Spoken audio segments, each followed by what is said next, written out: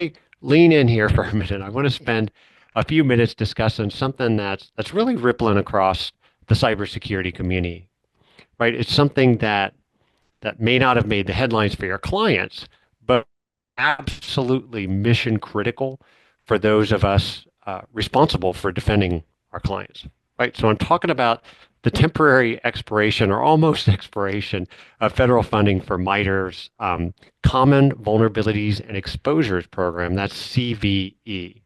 Now that might sound like a technicality, right? A line item in a federal budget, but let me assure you, from my perspective, it's much more than that. This is a pivotal moment, right, for those of us who run, like myself, vulnerability management programs, especially for MSPs tasked with scaling security across dozens or maybe even hundreds of client environments. And how we respond, not react, but how we respond, not just today, but over the next 6 to 12 months, I believe is going to define whether we lead through uncertainty or simply react to it. So let's bring this down to earth, right? Let's put this into perspective and take a step back and talk a little bit about why CVE program even matters. Think about it. When a 0 day hits the wire, the first thing security vendors and analysts do is wait for that CVE ID to be assigned to that vulnerability. That ID, that's that connective tissue between vulnerability scanners, patch management tools, SOC dashboards, and even compliance frameworks. So it enables that interoperability and it enables automation. Also, as MSPs, it helps us enable scale, right? So when MITRE's funding lapses as it almost did the other day, the ecosystem that depends on those identifiers really starts to fray.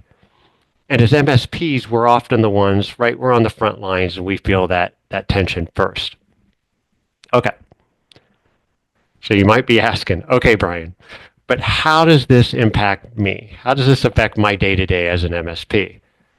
Well, let's pretend for a second like CISA didn't come to the rescue of MITRE's CVE program with extended funding, or this happens again, right? It could happen tomorrow again, right? And nobody comes to the rescue to bail out the program.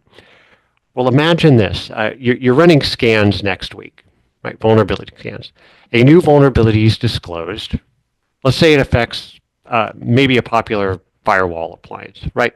The vendor issues an advisory, right? But there's no CVE ID assigned yet because the funding freeze has caused a bunch of backlogs, right? So that means a couple things.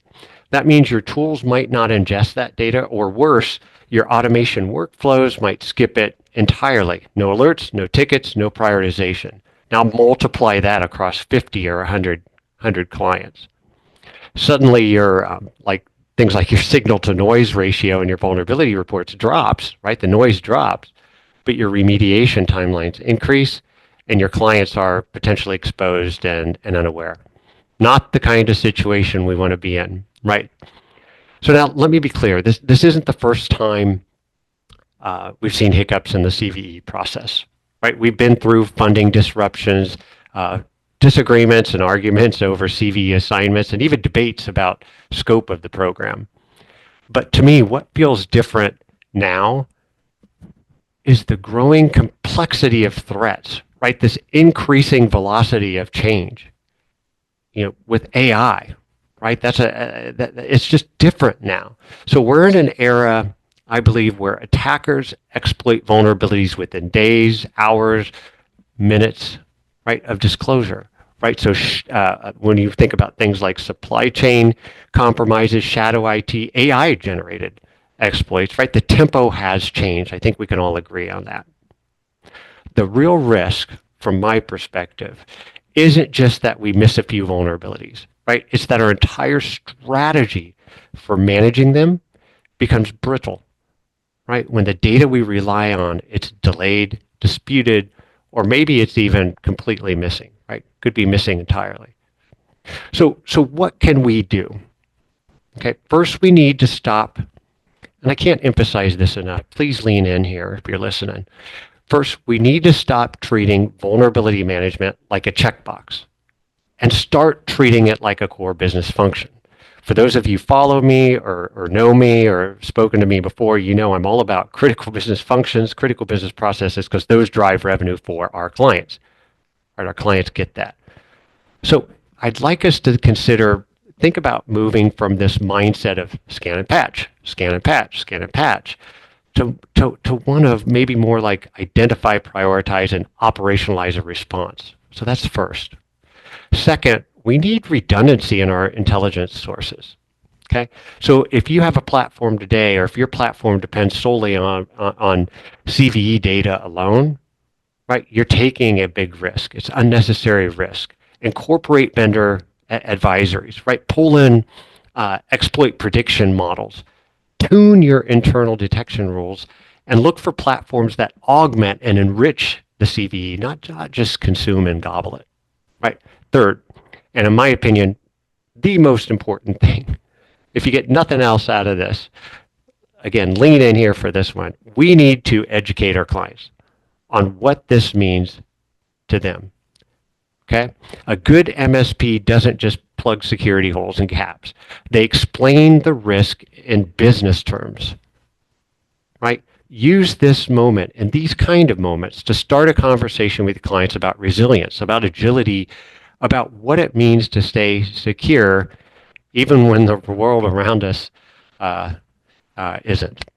So at ConnectSecure, we've been preparing for this kind of disruption for a long time. And no, not because we have a crystal ball or because we predicted the specific event, but because we understand the nature of risk, right? That's why our platform pulls from multiple data sources, not just the NBD, okay? But also real-time vendor advisories, right? Exploit prediction models like EPSS, right? All vulnerabilities aren't equal. Okay, and our own curated intelligence. So when we provide daily updates across more than 200,000 CVEs, we don't just stop there. Our platform highlights which vulnerabilities are actually likely to be exploited, right? Which vulnerabilities and weaknesses out there are attackers licking their chops and actually digging into, right? And what does that do as MSPs? It helps us focus, right? There's a lot of vulnerabilities out there. How can we focus on what matters most to us and our clients? And with automated remediation plans built in, we're not just identifying risk, we're resolving it efficiently and consistently across the entire client base, right? So I do want to add some clarity here. This is not a sales pitch. It's a call to action. You don't need our platform or any platform to get started. In my opinion, you need a plan, a playbook, and a mindset that accounts for uncertainty as a given, right? Build it in. It's not an exception. Count on it. So to close, I'll say this. We live in a time when the scaffolding of our defense systems, right? The standards, the funding, right? The governance isn't guaranteed. Right, can be unsettling. But it's also a time, I believe, of immense opportunity for those of us that are willing to lead. So as MSPs, we're no longer just technology providers, right? We are stewards of trust, right? Translators of risk and defenders of resilience. So let's embrace that role. Let's challenge our assumptions and let's build systems, both technical and operational, that can thrive even when the ground beneath us shifts. Thanks for listening. If you'd like to learn more about how we're navigating this transition, you can always find us at ConnectSecure.com and stay sharp and stay secure. Thanks.